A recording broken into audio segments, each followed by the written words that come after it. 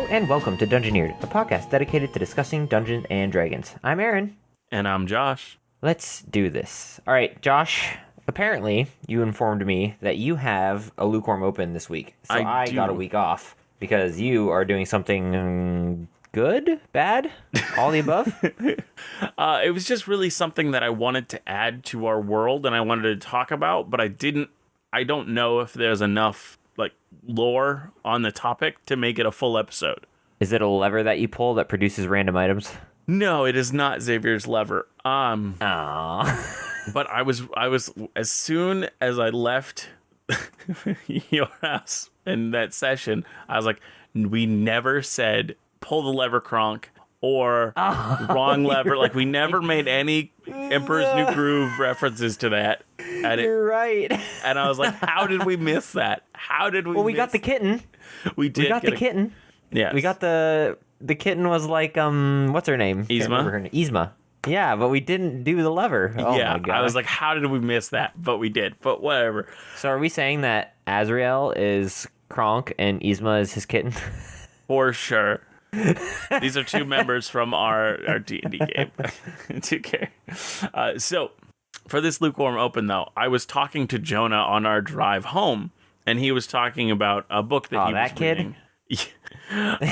And the book, I'm not going to mention the name because the thing I'm going to talk about is like a super spoiler. So if I mention the name, then I'm super spoiling the book. So as of right now, I'm going to try to leave that as fuzzy as possible because I know you like to read books and probably some of our listeners like Harry Potter as well. Now, in this book, it has a really cool feature of the world that I wanted to add something like it to our world.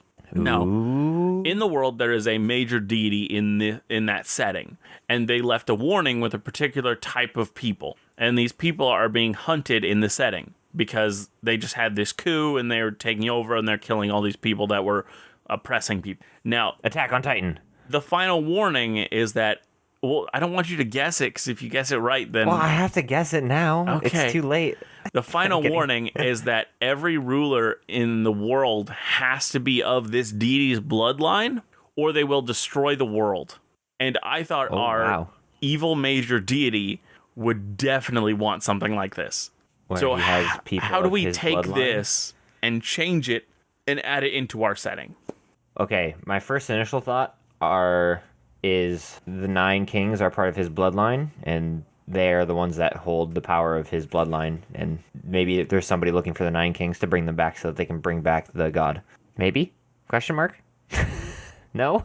I mean, that's cool, but I don't think that relates as well to what I was saying, but that is an interesting idea that's who the big bad evil guy is. They're trying to bring back the kings because they need the bloodline of the deity to bring them back.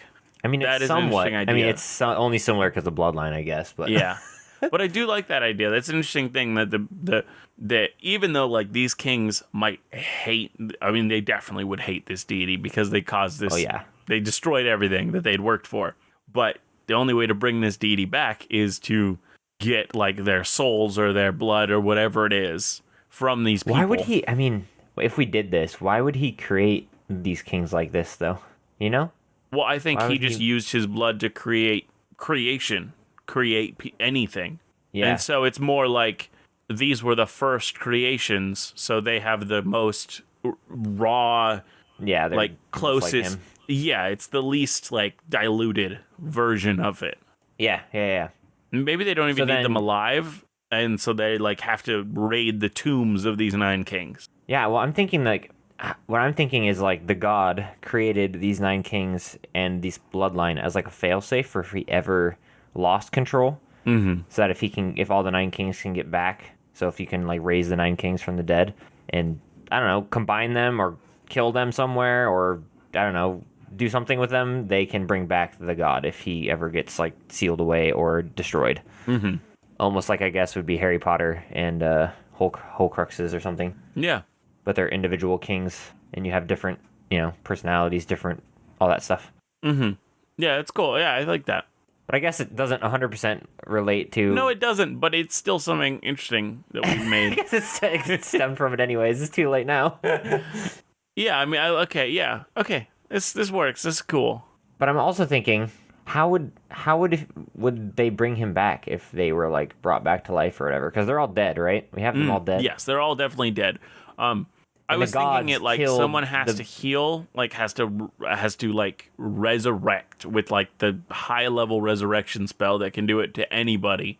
Like they have to bring these people back to like to then slaughter them in like some sort of a ritual or something. And so maybe at some point in the party's adventure, they will meet someone and they'll kind of become friends with this person. It turns out it was one of the kings that, after being resurrected, escaped and has been living under a false identity. I mean, I like that. I like a king that they meet early on that they don't know who's a king, and I like that a lot. I mean, it obviously couldn't be like the Lich King or something, or it could be, and they've just been so like they escaping was dying. Everything they kind of experienced from death to resurrection to all of it has kind of changed them. Maybe it's even the Turtle King. Maybe they meet him and he's a hermit. I think I like the Lich King more coming back as like, a lich and like killing people. I like that. I like that trope. Mm-hmm. But what I'm actually thinking is each of the 9 kings has a different part to play in bringing back the god. Mm-hmm. And so each one has a different thing that they do based on their rule, their kingdom, their, what they did, that kind of stuff. Mm-hmm. So that like, and I even like the idea of having like only 4 of the 9 need to be there to complete it, so that if like other ones were destroyed, like if, one of the 9 was destroyed after they were resurrected, they could still bring back the... Yeah, I like that. That's cool. Yeah, that's what I'm thinking. Yeah. That's what I'm thinking. Okay, yeah, I like that. Okay, so I think I'll end our lukewarm open here. Yes. So, last week, we discussed Sariels, and during the episode, I had a revelation and a realization that I could look into World of Warcraft lore. So that's what I decided to do. Rip you. So that's what I decided to do this week. It's like huge, isn't it? Oh, yeah, they've been doing... I mean, that game's been going on for so long. There's so many books and other things set in the world. And huge, like, chronicles that they publish. Like, these huge, just, like, world lore books. Yeah, I mean, it's been, like, the hot thing since middle school, Yeah, it really has. Now, I've definitely not played a lot of WoW, as in, like, what World of Warcraft, like, how much is actually out there. But I have played every class to level 20 because it's free to do so, and a few classes. That's a lot, though. What? That's a lot, though. That is, but there's so much more to it. Like, there's so much more game than that. And I don't think I've ever even gotten a character in WoW. It's not very hard, and it's really fun. You should try it sometime. Now, and I have done a few classes beyond that where I'm like, I really like this class. Let's pay for a subscription for a month and just play it. And then be done. Yeah. But one thing that stuck in my brain when I realized I could dive into their lore is that they have like a paladin and a priest class that I've played, but I don't know anything about the gods of World of Warcraft. Like I don't remember.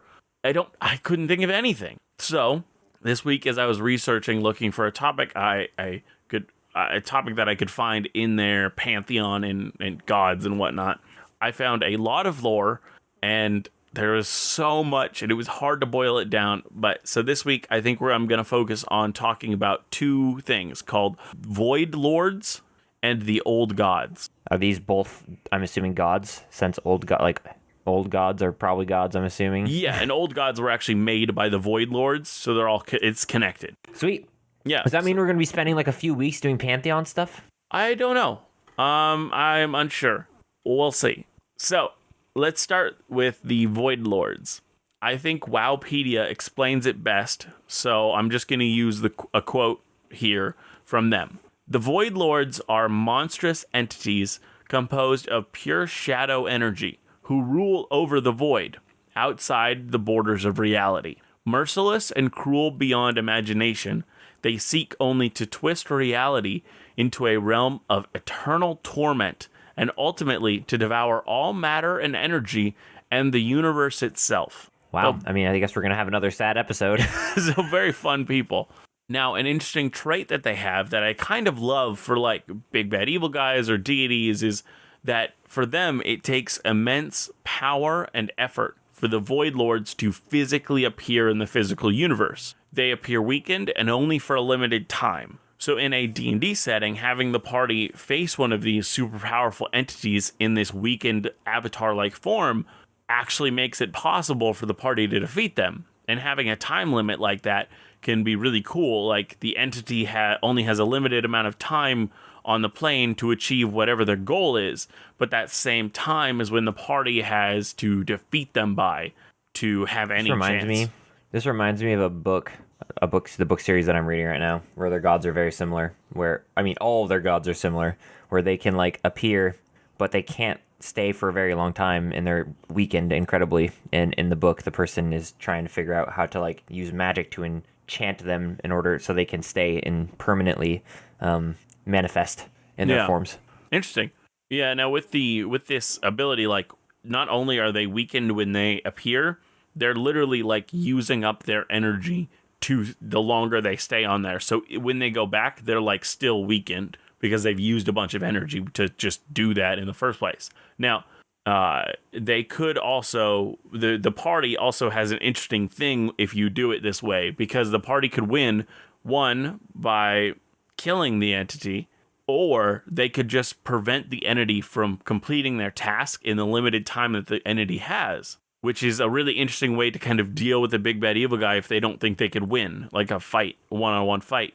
Which I always like giving more than one way of winning for like kind of letting like the party feel like they planned it and they chose how to defeat this thing. Yeah, totally. Absolutely.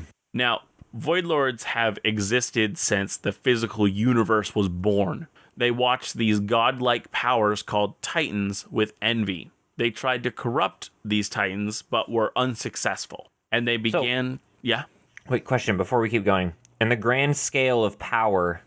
where do Void Lords sit? Are they like the most powerful? Are they medium? Like I would say they're slightly below. Like, so Titans are these massive planet-sized beings that have godly powers as we would think of godly powers. They create planets and life and things on all these planets, and they rule and they kind of god over them. They're the pantheon, as we know pantheon. And these Void Lords are just like slightly less powerful. Got it. But they really want to consume everything. So they know that if they can consume one of these super powerful beings, they could eventually win and consume everything. But so that after they were unsuccessful with trying to corrupt these Titans, they began to plan because they really wanted to corrupt these Titans. But they knew they had to find another way.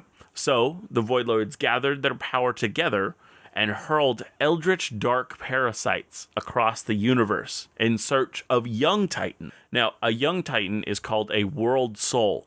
It is a spirit, and it is the most vulnerable stage for a Titan. They are massive balls of energy that drift in the universe until they bind themselves with a celestial body and grow inside it like a womb. That is so interesting. Yeah, they are hard to sense, so when the Void Lords sent out these eldritch parasites, they sent them all over, kind of just hoping that some of them will discover world souls on the planets that they land on, and they will be able to corrupt them.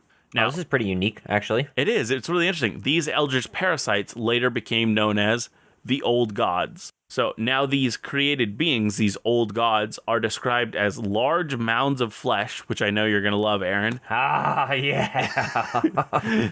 Physical personifications of the void that grow like cancer on the worlds they reside. And that's what I'm talking about. Now, the fleshier the mounds, the better.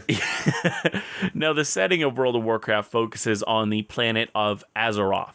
And since they were so lucky, they had a world soul and 4 old gods land on it. Now, I'm going to screw up these pronunciations epically. What happened? Well, no. So inside Azeroth, the planet, is a celestial body. Early on, a world soul, or one of these young titans, began growing inside of it. And then 4 corrupted beings landed on it. Yes. So when these Void Lords threw these eldritch parasites around the world, around the universe, 4 of them ended up landing on this planet. Yikes. Yeah. So that's just how lucky the main planet of the World of Warcraft series is. Now, I'm going to you got to put all the players on, and something interesting. I'm going to screw up these pronunciations epically, though. Oh, come on. You give more faith to yourself than that. The old gods... And I won't be here to judge you at all, so don't worry. The old gods on Azeroth are Y'Sharj, S'Thun, Yogg-Saron, and N'Zoth. No. We got to go back to number 1. What is his name? It is Y''SHAARJ. Y'Sharj? That's what I went with. Y'Sharj. Now, Y'Sharj. They have scurvy, these old gods. Now, these old gods infested Azeroth and created an empire upon it and ruled. When the Titans of the Pantheon returned and saw the abominations, they threw the army they had built at them. This army was called Titanforged. Now, these Titanforged, despite having massive strength, were no match for the old gods, specifically Y'Sharj. Y'Sharj. Yeah, Y'Sharj is probably the name I have to use the most, which is really irritating. It's the only one that's the hardest to pronounce. Now, Aman'Thul, the Titan leader, attacked and ripped Y'Sharj apart. Y'Sharj. Now, like a leech or other creature that burrows into another, most often they can't just be pulled out with no issue, especially if they are as deep as these old gods were. When Y'Sharj... fooled you. I gave you time there. When Y'Sharj was ripped apart, so was the part of the world that they had latched into. From this gash, the lifeblood of the world soul and the planet Azeroth began to pour. The Pantheon realized that the old gods have embedded themselves so thoroughly into Azeroth that removal was impossible, since it would kill the planet as well. They decided the best option was to imprison these old gods until they could discover a solution to their problem. But one more problem strikes. While they were researching the old gods, they ended up creating a fifth one called Ga'un, who they also ended up imprisoning. Ga'un? Yeah, G'Huun. Ga'un. Ga'un. Now, woo. Oh man. Woo. I can't believe I just did that. Yeah, and you didn't do it well. I didn't. Oh no, Josh. Now, even though they have been imprisoned, the old gods are not powerless. They still exert their control over the world, and they actually have major roles and a lot of major events in the games and books set in Azeroth. A good way to think about it for those of us who watch Critical Role is like the patron for Ford, like how that patron is imprisoned but still gives powers and stuff to other people. Yeah, Uk'otoa. Now, a lot of world lore happens at this time, and it's a lot of explanation of how each old god was a part of these different events, and how they were ultimately killed because, by the current World of Warcraft era, supposedly all of the known old gods are dead. But I want one of the supposedly. events... Yeah, well, that's the thing. In any of these long-running game series where they constantly can put out updates, a lot of this stuff's like, hey, we think they're all dead, but like if they want to bring them back, they easily could. Yeah, but I want one of the events that happens during this time to affect our world in some way. I think it was cool enough that I wanted to mention it if we wanted to throw something like it in. So, okay. The old god that we are going to talk about is Yogg-Saron. Now, Yogg was imprisoned underground, and the thing that awoke it was a powerful ancient tree which grew above. In World of Warcraft, they have these things called world trees. These are special spiritual trees connected to a dreamlike world called the Emerald Dream. Now, the Emerald Dream is like another plane. It's a spirit world that is beyond the physical realm. And it's a look at what would happen if no civilization ever built anything. The forest, plants, and life just flourished unabated by industry. Now, these trees have this connection to this plane. And Androsil, the one above the old god's prison, grew large and long. and eventually its roots pierced the cage of Yogg-Saron, and it ended up granting Yogg-Saron access to the Emerald Dream, which Yogg-Saron ended up sharing with the other old gods. Uh-oh. Yeah. But I kind of love this idea that something inane and almost like this natural tree that just grew above ended up piercing this magic enough to grant this thing power. I mean, okay, before you even continue, I have an idea already. If I'm done now? We could begin the actual episode. That was it. Oh. Okay. Oh, wow. Yeah. All right. Well, I already have an idea. Okay, let's go with it. And I was thinking, this has to deal with the lukewarm open. Okay. That one of the kings was resurrected by something similar to this. Like it broke open his tomb or something, and he was able to resurrect. And it's definitely the Lich? I mean, I don't know. Do we want it to be the Lich? I kind of want it to be the good king. I like it. I like the idea of it being the good king. And King the Arthur? Good king... No, not King Arthur. The good king who was betrayed by the Lich. Yeah. And so that king... like almost like he's so kind and he's unsure what to do, and he's the one that the party meets, and maybe he even learned at some point that he was being hunted because people like they went to the tomb and found that it was empty, the stone had rolled away, and he's like, we gotta find him, he's alive, I guess. Okay, wait, I have another idea. Okay.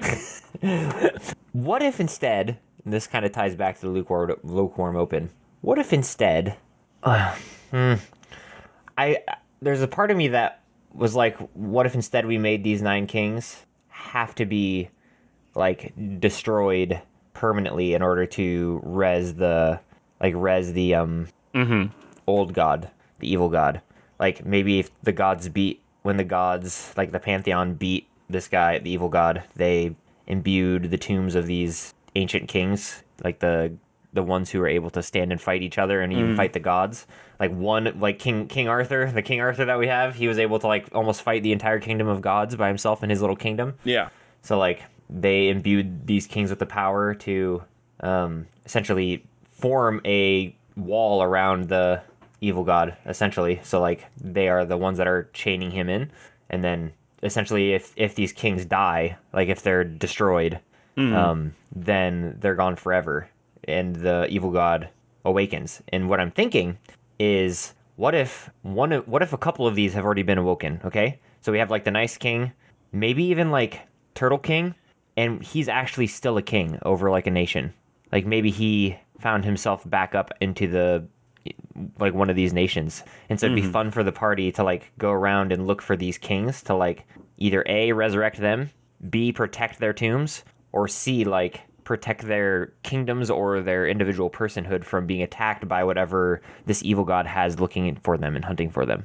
And how is the evil god like exerting his control, like trying to attack these people? Well, I'm not sure. I didn't get that far ahead. Okay. I mean, we could go with one of the 9 kings is actually evil, and they have to find out which of the 9 kings has his bloodline. And that one has to die, but the other ones have to remain because it's the only thing that tethers the evil god here still. You could go with maybe the evil god has some of the gods in the Pantheon under his wing or control.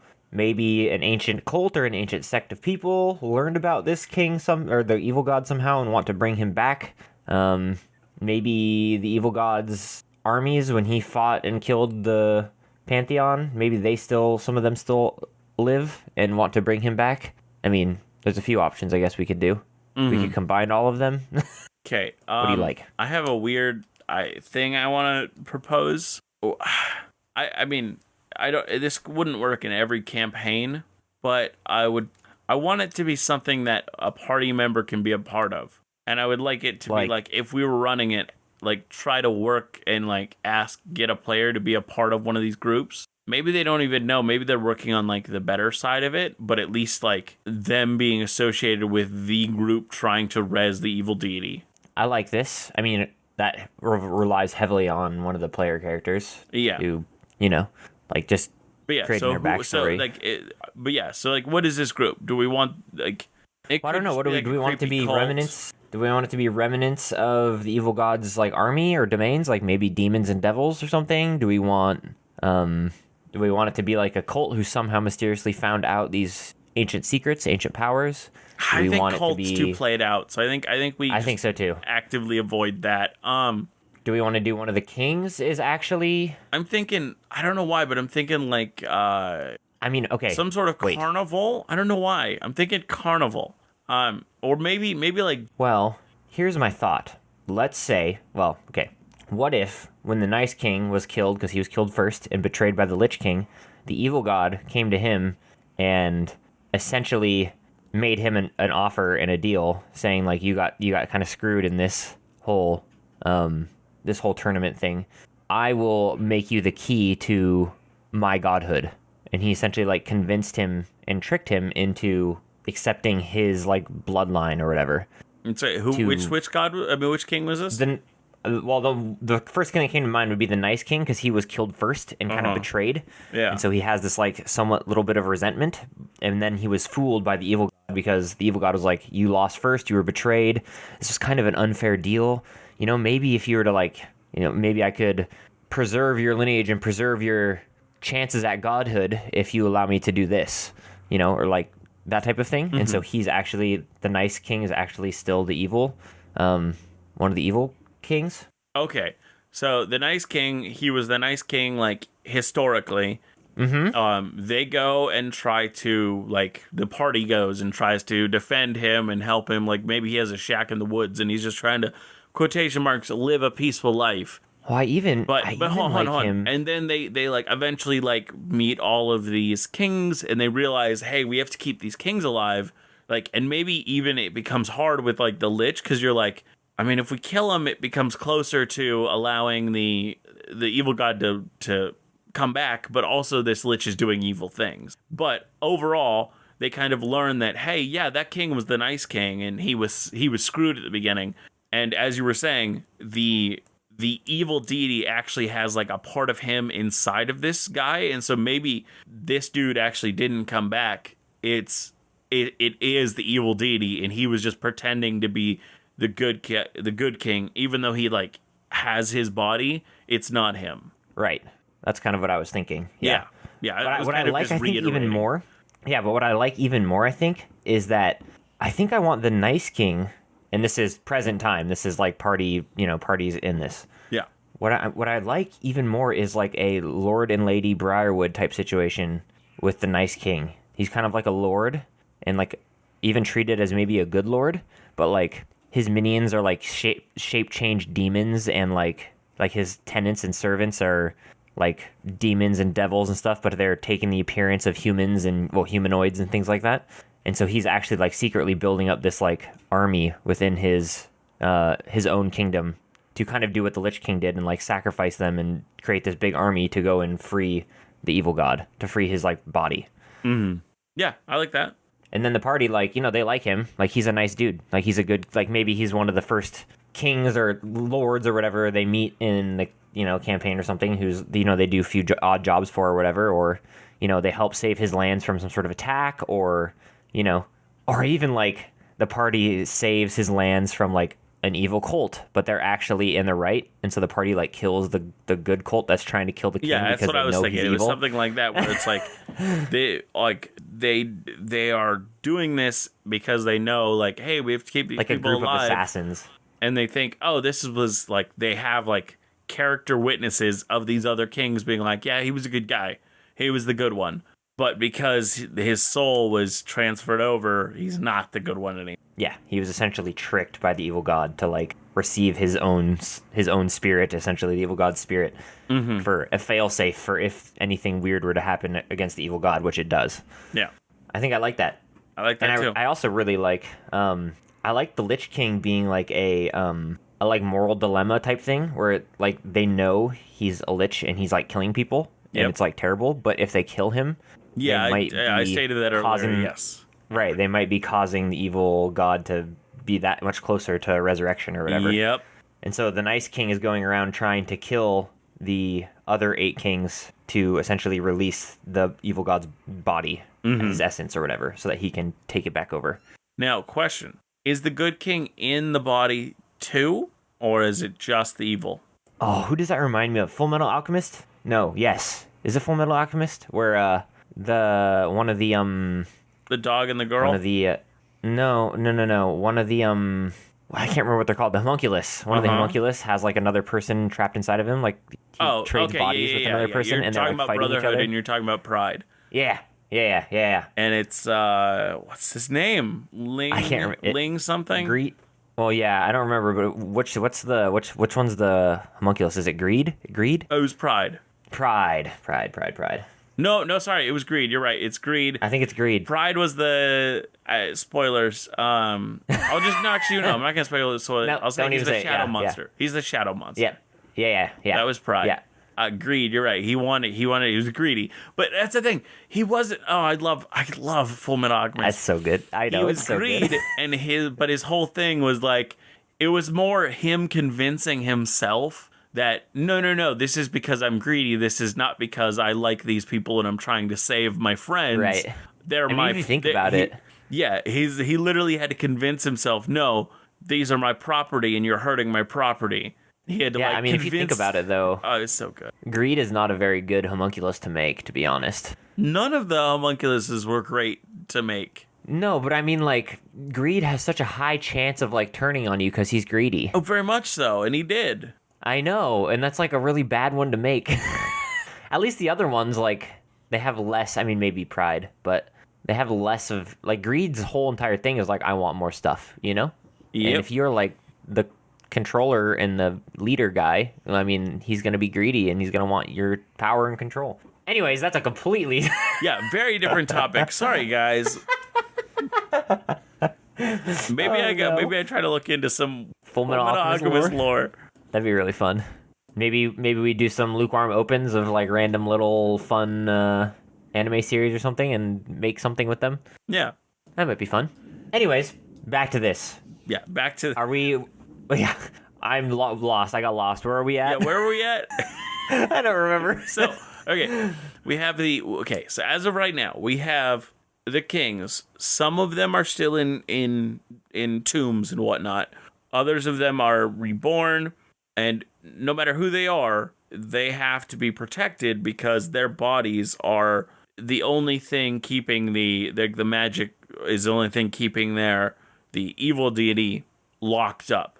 Now, we know the Lich is going to be one of the alive ones because the Lich is going to be like the kind of the moral conundrum. Yeah, the moral conundrum of like, hey, killing him does bring the evil deity closer, but he is also hurting a few people. And maybe you don't make it that many people. So some people could even like try to rationalize it. Like, no, it's just like 3 people based on like how many people would die if the evil deity came here. Like you don't want it to be like, you want it to be a moral question and not just a flat, of course it's wrong. Right. I mean, yeah, totally, absolutely. Yeah. But I think it's nice that the Lich King is the moral compass one because you can even save it for closer to the end when the party's higher level, obviously, because they have to kill Lich. But then it's like, it's had time to like brew, and maybe there's been like rumors of some sort of Lich King. Lich has been destroying something, or like. And then they learn it's one of the kings during the like, maybe even during the battle where they're like, oh no, this is one of the people we have to protect. Right, and maybe they've already gone and like killed and or saved a few kings, so they're like right on the verge of like, okay, we have 2 kings that are still left, and if both of them die, we have a problem, right? Yeah. So like we know one is the Lich King, but we don't know the other one. So what do we do? Like, do we keep the Lich King alive? Do we kill him and stop his terror and his destruction? What do we actually do? And I think that's a really and I think the evil god would kind of like create these 9 kings with these failsafes in mind, the way that they are, because then like there's so many moral conundrums and so many problems with all these kings constantly twist and maneuver around. So then like it's really hard to be like, which ones do we kill? Which ones do we save? Which ones are good? Which ones are bad? Like, it makes like a really good fail-safe for the evil god not to be completely eliminated. Mm-hmm. Yeah. What do we... So then, okay, what do we haven't really done anything with the Pantheon, right? No, we talked a little bit about gods. Yeah. What the heck does the Pantheon do in this whole thing? What are they doing? What happened to them? Well, Are they dead? Are they alive? Our idea was that they were the ones to finally imprison. So they're the ones who, using the Nine Kings, created this magic seal to lock away this evil deity. Then they created the races that we know of in D&D, and then presided over it, I guess. Do we want this Pantheon to be like really active in the world? That's a hard question. Like, I mean, I guess I'd imagine them probably being pretty. I think they're not. I think we have to go with not, and because I think what happened is they were super active. Like, they were like, you would literally see them on the street and be like, oh, hey, yada yada, and then they ended up having to watch all of those people die. And so maybe they haven't wanted to get close to anybody because they don't want to feel that pain again. So they're kind of scarred from this event. They purposely have shut themselves off. Yeah, but I mean, I think they still like work and give people powers and whatnot, but they like purposely almost do it with like a cold, emotionless facade as best they can. Would you like give players like god premonitions and stuff then, or not? Yeah. Do you think it might be interesting to explore like the party bringing back the gods to help? I'm sorry, I'm a little confused. Like, do you think it'd be interesting to explore the idea of the party like trying to bring the gods back to being where they used to be, like involved with the world? Okay, so like in order to help either save some of these kings or kill some of these kings. I think that might be fun too, but that might be packing too much in. But I mean, I definitely was thinking about it. I was definitely thinking that like maybe they were like, hey, like why don't we just like you're gods, why don't you help us? And they're like trying to be all passive. And maybe they even get angry at that and like try to force a confrontation, force a like, hey, just tell us why you're not helping. I wonder how many of the gods did the King Arthur, the last king with the super sword and I don't think we decided. How many did he like kill? How many did he? I mean, did he like? I was thinking like how 3. successful was he? 3 or 4, and there's like a whole pantheon, so that's not like but I also like the idea. I like the idea of like the pantheon being like hundreds and hundreds and hundreds of gods, and King Arthur and his kingdom killed like a huge chunk. Oh, and so then it became like a more manageable amount? So now it's a more manageable number. Like it started out as like thousands of gods, and they were all. I like the idea of like Greek where they're like having babies and stuff, you know? Mm-hmm. And King Arthur essentially fights this whole god kingdom with his kingdom. Interesting. I don't know how big I'd I mean, I like the idea of hundreds, and literally the humans are like marching on the gates of heaven, essentially. Yeah, you could say they're knocking on heaven's door. No. But I like that idea, I think. And there's a gigantuan war, and he kills a whole bunch of them. Okay, sorry, what was that word? Gargantuan? No, it was gigantuan.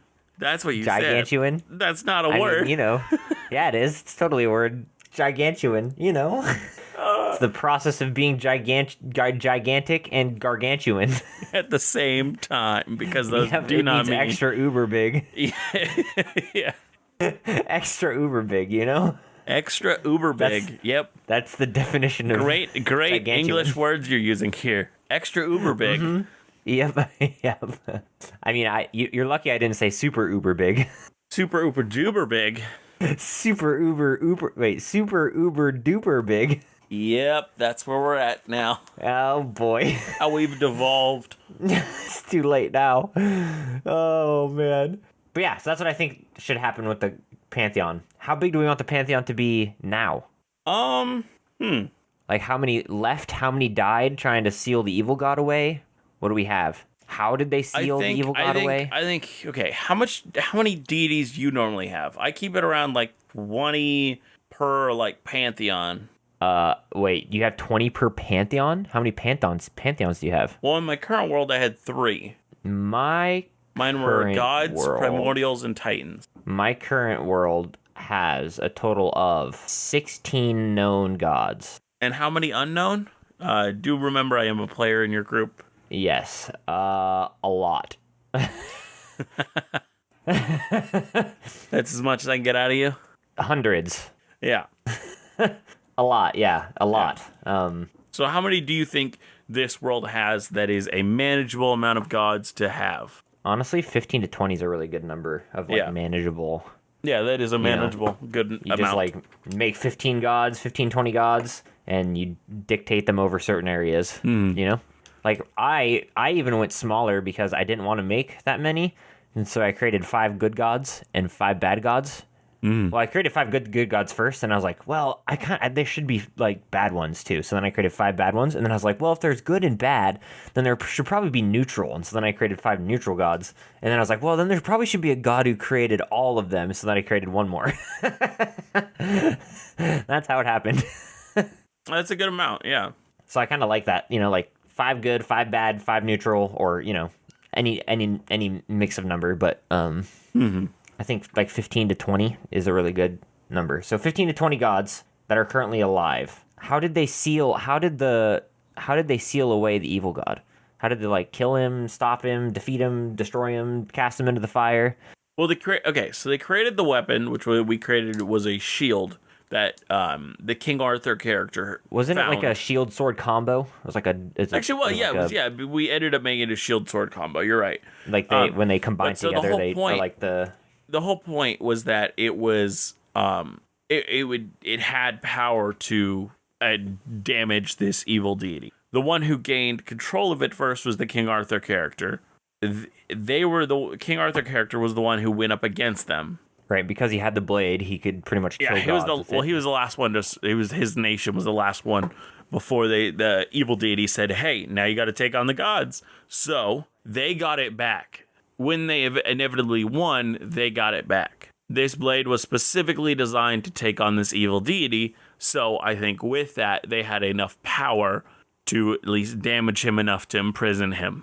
And each of these kings had maybe when the evil deity said, "I'm gonna make you a god," I can make you a god if you win. Maybe he even gave them some sort of a world fragment or some power inside them to kind of prove his word, and they are going to use the 9 of those that are still in the bodies to entrap to fully cast this spell, and that's what they have to protect. That's what the people are having to protect the players from these kings from fully destroying these world shards that are inside them.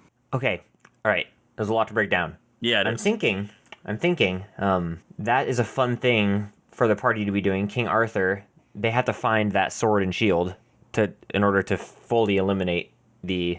Maybe if all the kings come together, some of them dead, some of them alive, some of them, maybe the magics within them are released upon one of them, certain of them dying, certain of them performing certain tasks. So, if the Lich King dies, he releases his magic. If the Nice King is killed, he releases his magic. If the Wizard King does this ritual, he releases his magic. If the Dragon King, revives his long-lost dragon, he releases his magic. So they each have a different task that releases their magic. Yeah. And when all of their magic is released, it creates this... I want the... Okay. So what I'm thinking is it essentially opens... The magic... I want to switch the Magic King up real quick. Oh, totally. Those are just random. Well, I know, but so I want the Magic King to create one of his greatest constructs. Okay, yeah. I like that. But I want to move, has to do the ritual to the Lich. Because I want the moral quandary, as we said earlier, to be there. So they would have to work with the Lich and convince them to do the ritual. They couldn't just kill him and win. So it is either stop him and attack or do something for them to get them to do this ritual and allow them to continue. I think we should change it. I think we should change it to the Lich King has to be present during whoever performs this ritual. It can be the Lich King performing the ritual, or it can be somebody else. So they have the quandary of, do they kill him immediately and then try and do the ritual around him, or they try and convince him to do the ritual himself? Okay. Because if it's just he has to perform a ritual, then I don't know, he would never do that. They could convince him. I would he has stuff he wants them to do, or I don't know, artifacts. I don't see it being very not easy. I don't see it being even logical for the Lich King to do this ritual to release his magics, especially if he maybe doesn't like the evil god anymore. But anyways, we can come up with that another time. Those are just random But yeah, each king has a certain thing they must do or a certain thing that has to happen to them in order to release their magics. Once all their magics are released, I think what I kind of envision, I guess, is like an analogy, is it essentially opens the door to where the evil god is. Mm-hmm. And they have to bring the sword and the shield and finish what the Pantheon couldn't do. And so the party has to go in and kill the evil god with this blade. Yeah. Sort of tropey, but they have to find all these, the search for the 9 kings. They find all the kings, release their magics, and once all their magics have been released, it opens up some sort of, I don't know if I want it to be a portal or what I want it to be, but it essentially makes the evil god able to be accessed. I think it's a tuning fork to the plane that they're on, that the god is imprisoned on. It creates the ability to make a tuning fork to that area. Like it, that'd be interesting.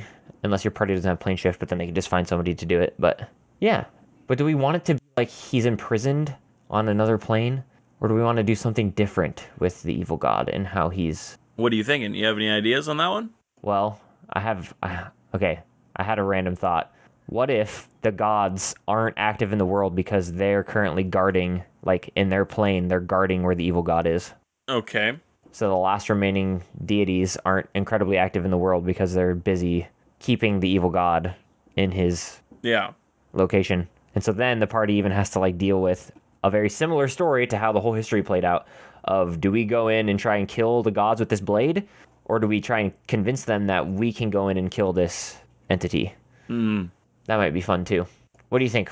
And so the gods are like, if they decide like, hey, we have to just take this thing out, the gods kind of fight against them. Like, no, like this is not. Yeah, and I'm thinking the gods are really weak. Like they've been in a weakened state because they're holding back the evil god. And so the gods, they have to convince the gods that we can go and kill this. Like we can go and fight, we can kill this evil god with this blade and the sword, but then also convince the evil gods that they're not strong enough to do this themselves either, because the gods are like, we can't leave it in mortals' hands or whatever. Yeah, something like, this is our mess, we'll deal with it. Yeah, like, so I think, because otherwise you'd run into the problem of like, well, why don't we just give the sword and the shield to the gods and they go and kill the evil king, the evil god? Unless they're like in a weakened state because they're literally trying to hold him back from escaping still. Yeah. And the 9 kings have their magic sealed by the gods, and that's the way to get to the gods, essentially their Olympus, Yeah. So if you release all the magics that are on the 9 kings, it opens up the way to get to Olympus, essentially. And then from there, the party takes the sword and the shield, and they go and strike. And then I'm also thinking, with King Arthur, he knows the location of the sword and the shield still. And so when they res him, they have to also if they kill him, if they don't know about the sword and shield yet and they kill him, then it makes it harder for them to find it. If they find him, if they res him or keep him alive, like he might know where it is, but he also might race to go get it to reclaim his kingdom and his throne and try and conquer the world again. Like, okay, so my thing is that I was thinking is, so each person has their thing that makes them like it brings them to that point of like releasing their magic. For the release of their magic, it's like I've been envisioning it as like their life force leaving them, which then they die.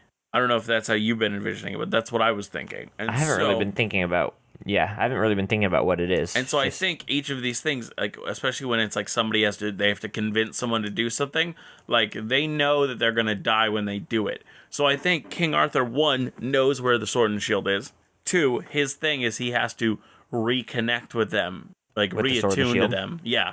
Right. But I think King Arthur knows if he does reunite with them and reattune to them, he will die.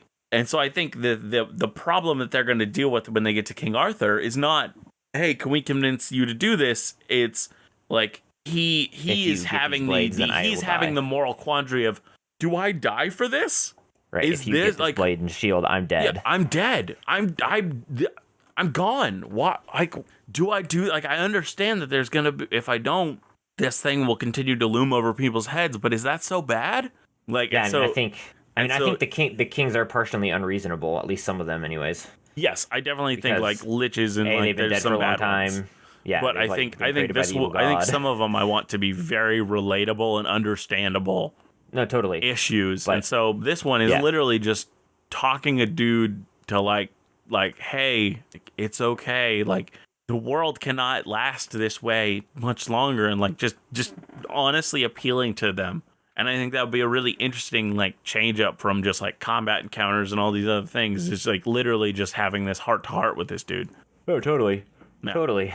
I think I don't know, there's a whole lot of work to that we can do with the kings and what releases their magic and what doesn't release their magic, because I think you could have a really, really cool, interesting dynamic with this. If you were to flesh it out really well, I think there could be some really cool, interesting things you do, because then you can even have like kings, like some of the resurrected kings, trying to like kill one of the kings, you know, for different reasons, to gain power or to release this magic.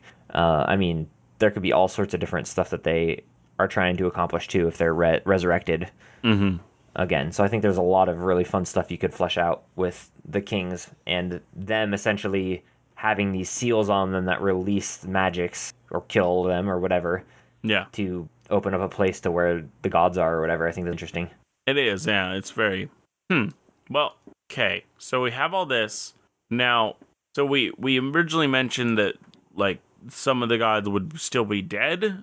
Are we still thinking that? Are we changing that? Are we just having the 3 that betrayed each other be dead? The 3 that we didn't fully flesh out? Like, what's the idea? We talk about the kings? Which ones are alive and which ones are dead? Yeah, and what state each one is in. Well, I think the nice king is resurrected. I want the nice king to be resurrected, and he is no longer nice. So he's essentially been corrupted by the evil god. Yeah, he is pretty much the evil god incarnate. He is the evil god's spirit, essentially. Yeah. And the evil god's spirit is essentially trying to unleash the magics as well to get to the gods and kill all the gods so that he can be released. Yeah. So the nice king is essentially the big bad evil guy who is trying to do all the same thing the party is doing, and get to the blade first, get to the sword and shield combo first, so that he can essentially go kill all the gods and then release himself from the prison the gods have him in. Yes. Because they're in a weakened state, so he can slay them. The party is attempting to essentially to beat him. They don't know that yet, obviously, but they're essentially trying to beat him to this. So Nice King is resurrected. Lich King, resurrected also. He's in the north or whatever, killing and destroying and raising undead. Yeah, being a lich. Being a lich. They have to release his magic by performing a ritual, right? Is that what we want to do? Yep. Or have... Yeah, performing a ritual. Yeah, so King Arthur? So that's the thing, like, they don't have to release all of these, like... I think I don't know exactly what the releasing the energy does. I don't either. Yeah, but it definitely helps in some way, or maybe it even just like empowers the party in some way. But like, so they don't need all of them to be. So like this lich, like you could get him to release his magic, or you could kill him. Right. Killing them would not It would not give you the same like benefit, but he would stop them from what they're doing. Yeah, so, okay, I like that, actually. I like that even more than what I've been thinking, where it's you either kill them or release their magic. That's the only 2 options. If you kill them, they don't release their magic. If you do whatever the task is that they must do to release their magic, you can release their magic. I like this. So the Nice King, he has to be killed, unless they can trick him into releasing his magic. Yeah, because he is the evil god. Yeah, and you got to get him to say his name backwards to release his magic. Yeah, exactly. Yeah, yep. Dog... Live. No. No, I was thinking Mr. Mitsuplex from no. Superman. No, gross. Superman? Ew. You not know this? His it's a supervillain, and his whole the way to defeat him is to get him to say his name backward. So dumb. Yeah, it's very dumb. It's very like early comic book. I mean, it's hilarious, but it's dumb. How would you get somebody to... Anyways, that's beside the point. Especially his name is like Madness. Yeah, I don't even know how you get somebody to say that unless he like wrote it backwards and then like, hey, can you read this out loud really quick? Wouldn't work, but it's the only thing I can think of. But yeah, so Nice King essentially has to be killed or tricked. There's not really any way to get him to do it otherwise, because he's aware of all that needs to happen. The Lich King can either be killed or they can perform a ritual on him, or have him perform a ritual. If they perform the ritual, his magic is released. If they kill him, he's not. King Arthur, they have to get the sword. right? Sword and shield, yeah. And he has to get the sword and maybe shield, even so I was thinking he has to attune to it. So it literally takes he has to be fully committed for an hour to do this. Like you can't just it would be harder to like. So yeah, okay, with King Arthur, you can either just get the sword and shield and not have him attuned to it, or you can have him attuned to it and he dies, but he also releases his magic. Yeah. Something like that. Mm-hmm. The Three King Alliance. Now, this is where I think would be interesting. Yeah, this is where I was most curious about what your idea was. This is what I'm thinking. I think it's a 3-for-1 combo. If you can get the Three King Alliance to reform their alliance, their magic is released. Mm-hmm. So they're currently broken and scattered and no longer an alliance. But if you can get them to reform their charter and their alliance, then they release their magic. They release their power, all three of them. So it's a 3-for-1. Yeah. Or you can kill them. But then, I mean, there's no reason to kill them. Why would you kill them? What would be the reason for killing them? What are they doing? Because they're not teaming up. Or maybe they're not going to do their thing, and so I think that's one of the things that has to happen before the ritual can be complete. Either they release their magics, or they are dead, or they don't exist. So you have to do one of the two. And so if you cannot convince these people to team up again, you're going to have to take them on. You're going to have to forcibly kill them, which is not a fun thing to do to a person. So do we want the Three Kings to be like the three you get no matter what? If you kill them, they release their magics, but if they alliance, they release their magic? Yeah, so if they do, if they are able to trust each other again, because I thought they killed each other. Right. They were killed by the Lich King and each other. They were like yes. So I think they all mistrust each other. So you have to get them to trust each other once more. Or what if you did? What if the party has to get them to sign an alliance with them, and the more they get, so each one that signs an alliance with them releases the magics. So sorry, one more time. What do you mean by that? So what I'm saying is the party, in order to release the Three King Alliance magics, they have to sign an alliance. They have to sign an alliance with either the party or the Three Kingdom Alliance. Okay. Okay. And so what happens is the party goes to the first guy and gets them to sign an alliance with the party, and then say the feudal king is like, I don't want to sign this alliance because he's on that. Mm-hmm. Does that make sense? Yeah. And so what you end up having is like you get two of them to ally, but then you kill the other one, so you only get two out of the three, or only one signs but the other two refuse, so you kill the other two.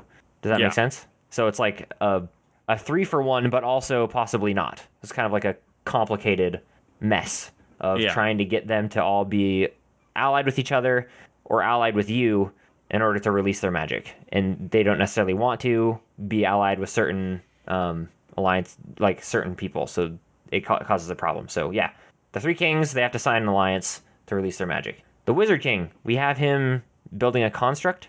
Yes. So I believe it has to be the greatest creation they've ever created. And maybe they had and the party has to help him.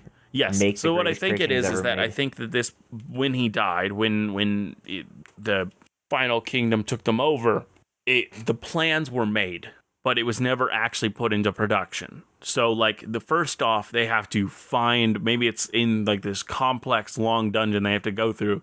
They have to get the actual plans for this thing. Then they have to get him to make it. And maybe they even find the plans first, and then they find the person do you remember this? And then they I also like the idea of them having to help make it.